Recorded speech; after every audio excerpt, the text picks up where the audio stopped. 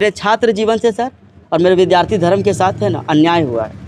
जिसका डर था वही हुआ, ऐसा अब लगने लगा है। जहां धनबाद के संत एंथोनी चर्च हाई स्कूल में परीक्षा के दौरान मिलने वाले प्रश्न पत्र सील नहीं था, वह खुला हुआ था, जिससे पेपर लीक होने का अंदेशा जताया जा रहा है। इसके बाद छात्र हंगामा करने लगे और परीक्षा का बहिष्कार कर दिया, जिससे सेंटर के सभी 20 छात्र फर्स्ट सिटिंग का एग्जाम नहीं दिए। छात्रों का कहना है कि पेपर जिस तरह से सील रहता है वह सील नहीं था, जिससे साफ है कि पेपर लीक का मामला है। इस मामले में उक्त परीक्षा में परीक्षार्थी।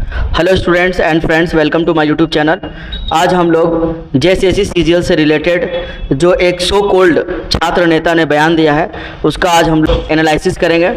जेएसएससी सीजीएल से रिलेटेड कोई अपडेट, न्यू अपडेट प्राप्त करना चाहते हैं तो मेरे चैनल को सब्सक्राइब करके बेल बटन को प्रेस कर लीजिएगा। अगर लगातार आप मेरा वीडियो देख रहे होंगे तो आपको मालूम होगा कि जेएसएससी सीजीएल से रिलेटेड अभी तक क्या अपडेट आया। एक नया अपडेट मैं आपको बता दूँ कि अभी तक जो कुणाल प्रताप और उनकी जो टीम है वो अभी भी इस मैटर को अच्छे तरीके से स्टडी कर रहे हैं, क्योंकि सपोर्ट ज़्यादा नहीं मिल पा रहा। जिस तरीके का सपोर्ट चाहिए था रिजल्ट आने के बाद उस तरीके का उसको सपोर्ट नहीं मिल पा रहा है।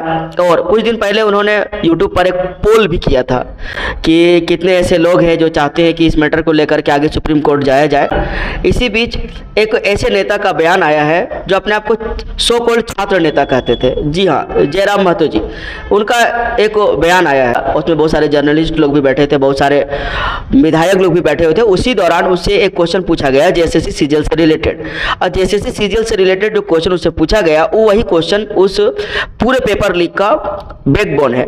और उसका जो जवाब है वो इस तरीके से दिया गया है जिसका उम्मीद कोई नहीं किया था। और मेरा मानना यह है कि ये गैर जिम्मेदार तरीके से जवाब दिया गया। और जिस तरीके से चुनाव के पहले छात्र उसको फॉलो कर रहे थे, जिस तरीके से छात्र लोग चुनाव के पहले उनको सपोर्ट कर रहे थे, उस तरीके का जवाब उसका नहीं आया है। ठीक है, तो इसका बयान पहले आप सुन लीजिए, फिर हम सभी को जोहार। मेरा सवाल है सभी से कि क्या 123 में 66 क्वेश्चन गैस किया जा सकता है? इनका जेएसएससी सीजीएल से जुड़ा हुआ सवाल है। क्या सवाल है आपका? कि 123 सवाल था। हाँ, उसमें 66 क्वेश्चन क्या गैस किया जा सकता है? मतलब अनुमान कि भाई ये क्वेश्चन में आएंगे ही। हाँ, देखिए, इस दुनिया में असंभव तो कुछ भी नहीं है। आज के दौर में लोग अपने आप को बहुत ज्यादा भी मेहनत करते हैं, बहुत ज्यादा अपने आप को ढाल लेते हैं, तो असंभव कुछ भी नहीं है। क्योंकि आप 123 मोटा-मोटी आधा हो रहा है, तो आधा सवाल अगर वो व्यक्ति, उसकी बौद्धिक स्तर क्या है, उसका मानसिक स्तर क्या है, उसकी तैयारी क्या है, उसने कितना समय दिया है अपनी तैयारी में, तो संभव है वो गेस कर सकता है। आई होप कि आप लोगों ने उसका बयान सुना होगा।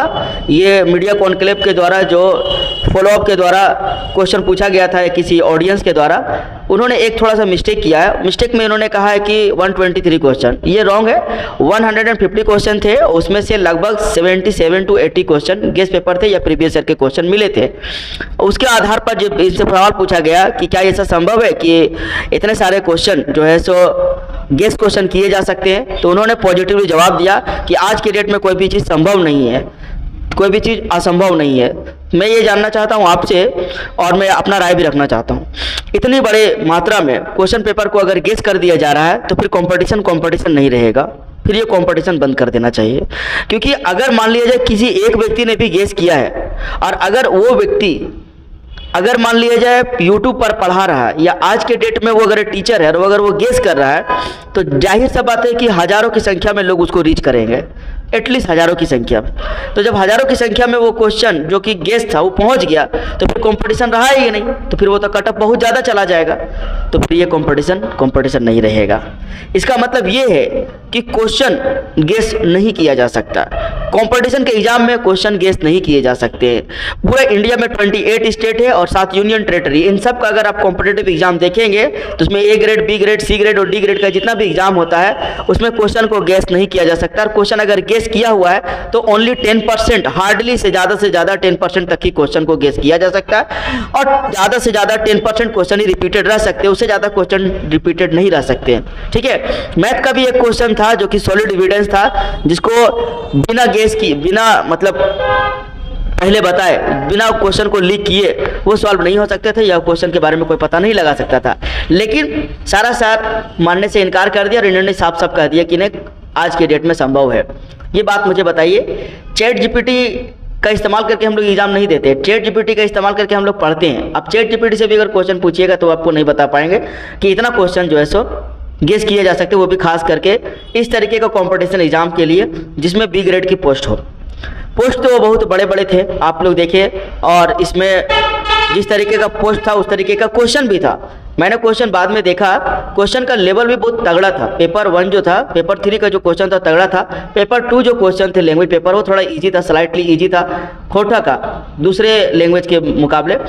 लेकिन जिस तरीके से जयराम महतो जी ने अपना बयान दिया कि क्वेश्चन जो है सो गेस किया जा सकता है, हालांकि उसके जानकारी में भी नहीं थे कि 150 नंबर का क्वेश्चन होता है। वो चाहते अगर उनके अंदर जानकारी होता तो उस क्वेश्चन को सुधार सकते थे कि नहीं 123 क्वेश्चन नहीं होते, 150 क्वेश्चन होते। 150 क्वेश्चन में 20 क्वेश्चन रीजनिंग के थे, 20 क्वेश्चन मैथ के, 20 क्वेश्चन साइंस के, 20 क्वेश्चन कंप्यूटर के, 30 क्वेश्चन ऑल इंडिया जीके थे और 40 क्वेश्चन झारखंड जीके थे, और 100 मार्क्स का लैंग्वेज पेपर था और 60 मार्क्स के हिंदी और इंग्लिश का क्वालिफाइंग पेपर था। ये आपका सिलेबस था। लेकिन इसमें से जो जिस तरीके से इन्होंने कहा कि 123 किसी क्वेश्चन में था ही नहीं, किसी पेपर में था ही नहीं, मतलब क्वेश्चन गलत पूछा गया था। लेकिन उसका जो जवाब दिया है वो जवाब गैर जिम्मेदार तरीके से दिया गया, और खास करके तब जब इतने छात्र पीड़ित थे। 3 लाख समथिंग छात्रों ने उस दिन एग्ज़ाम दिया था, और उस एग्ज़ाम में इतने बड़े पैमाने पर जिस तरीके से सेटिंग गेटिंग किया, इतना सारा पब्लिक डोमेन में सबूत लाया गया, और जिस तरीके से लचर व्यवस्था का दिखा लोगों को कि आपने नेट ऑफ कर दिया था, उसके बावजूद भी इतने सारे सबूत निकल के आए। लोग नेपाल तक गए और नेपाल में जाकर के क्वेश्चन पेपर को रटवाया गया। 10 लोगों की गिरफ्तारी हुई, उनको ब्लैकलिस्ट किया गया, उनका रिजल्ट होल्ड किया गया न्यायालय के द्वारा।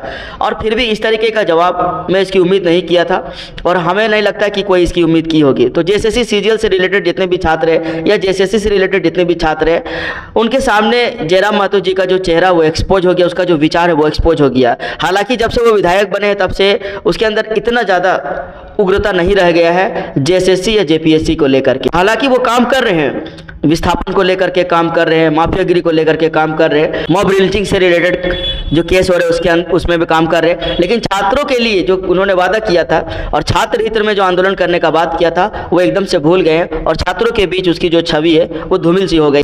हालांकि इन्होंने एक बात ये भी कहा कि जो वैकेंसी पड़ी हुई है उसका कैलेंडर जारी किया जाए, जो वैकेंसी खाली है उसकी नियुक्ति की जाए और उसके लिए कैलेंडर जारी किया जाए। लेकिन एक बात बताइए, कैलेंडर जो होता है वो आखिरी प्रक्रिया नहीं होती। कैलेंडर जो होता है वो कभी भी जारी कर सकता है, और जेएसएससी बहुत बार और जेपीएससी अनेकों बार कैलेंडर जारी किया है, लेकिन कैलेंडर को फॉलो नहीं किया जा सकता। तो कैलेंडर छात्रों का मुद्दा नहीं है, छात्रों का मुद्दा है ट्रांसपेरेंसी। छात्रों का मुद्दा जो है सो फेयर एग्जाम प्रोसेस है, और छात्रों का जो मुद्दा है जो लेट लपीटी होती है, फास्ट ट्रैक एग्जाम होना चाहिए और फास्ट ट्रैक नियुक्ति होनी चाहिए। छात्रों का मुद्दा ये है, छात्रों का मुद्दा ऐसा होना ऐसा ही है। लेकिन ये सब बातों को छोड़ करके उन्होंने कैलेंडर के बारे में बात किया, जो बाकी पड़े पद खाली है उसके बारे में बात किया, जिसका कोई औचित्य तो नहीं बनता है। ठीक है, आज का प्रेजेंट डेट में इसकी कोई रिलेवेंस नहीं रह जाती। खास करके आप देखिए फील्ड वर्कर का एग्जाम, फील्ड वर्कर का वैकेंसी आया है, उसके बारे में ये कोई बात नहीं की है। जेएसएससी के द्वारा 10+2 लेवल की कलर की वैकेंसी पड़ी हुई है, 2017 से ही उसका फॉर्म भरा रहा है, लेकिन उसके बारे में बात नहीं हुआ।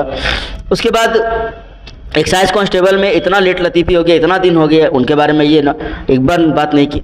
तो कहने का मतलब साफ साफ है कि आप अपने आसपास देखिए और तलाशिए कि कौन आपके साथ है।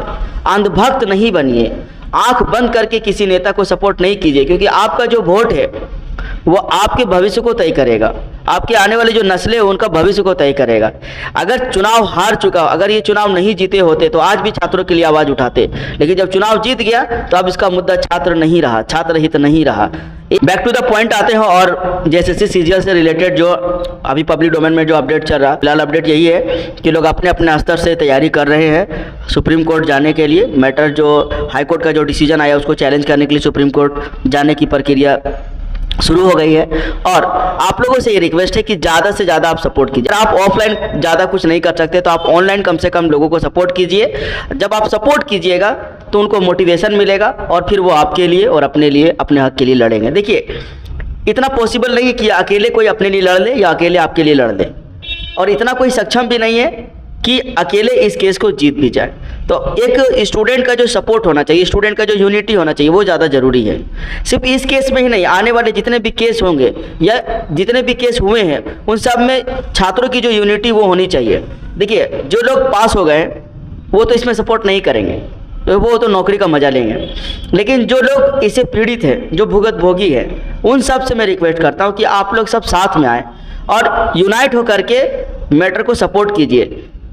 चाहे जेएसएससी का मैटर हो, सीजीएल का मैटर हो या जेएसएससी का कोई भी एग्ज़ाम उसका मैटर हो, सारे एग्ज़ाम आपके लिए हैं। और इन सारे एग्ज़ाम में जो गड़बड़ी हुए हैं, इन सब के लिए जेएसएससी और गवर्नमेंट जिम्मेदार है। तो आप सबको एक साथ आना पड़ेगा। आप सोचेंगे कि सहायक आचार्य वाले से हमारा क्या लेना देना है, आप सोचेंगे कि जेएसएससी सीजीएल से हमारा क्या लेना देना है, आप ये कहेंगे कि एक्साइज कांस्टेबल का मुद्दा मेरा मुद्दा नहीं है। इसमें क्या होगा कि छात्र बढ़ जाएंगे। जब छात्र बढ़ जाएंगे तो छात्रों का जो यूनिटी है वो कमज़ोर हो जाएगा, छात्रों का जो ताकत है कमज़ोर हो जाएगा। जब छात्रों का ताकत कमज़ोर हो जाएगा तो छात्रों के लिए लड़ने वाले जो लीडर्स हैं वो कमज़ोर पड़ जाएंगे, और फिर वो जब कमज़ोर पड़ जाएंगे तो सरकार उसको पकड़ के जेल में बंद कर देगी और आंदोलन खत्म हो जाएगा।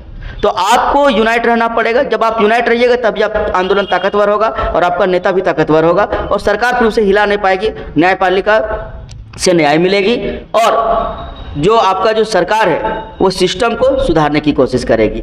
लेकिन अगर आप बटे हुए रहेंगे तो सरकार भी आपको हल्के में लेगी और सरकार भी सिस्टम को नहीं सुधारेगी। सिस्टम जैसा था वैसा ही काम करते रहेगा। ठीक है, मिलेंगे नेक्स्ट वीडियो में, उसमें हम कुछ और अपडेट्स के बारे में बात करेंगे। जैसे सीजीएल से रिलेटेड किसी भी तरीके का अपडेट आप प्राप्त करना चाहते हैं तो मेरे चैनल को सब्सक्राइब करके बेल बटन को प्रेस कर लीजिएगा।